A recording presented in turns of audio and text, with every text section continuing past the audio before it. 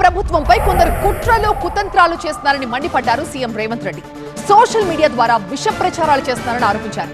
కానీ నిజాలు ఆలస్యంగా అయినా ప్రజలు తెలుసుకుంటారని, సన్నబియ్యం తీసుకుంటున్న ఆడబిడ్డలు, ఉద్యోగాలు పొందిన యువత ఈ ప్రభుత్వానికి అండగా ఉంటారన్నారు సీఎం రేవంత్.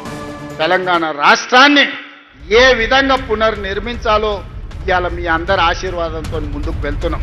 కొంతమంది కుట్రలు చేయొచ్చు, కుతంత్రాలు చేయొచ్చు, వాళ్ళకున్న అక్రమ సంపాదనతో సోషల్ మీడియాలో మన మీద దుమ్మెత్తి పొయ్యొచ్చు.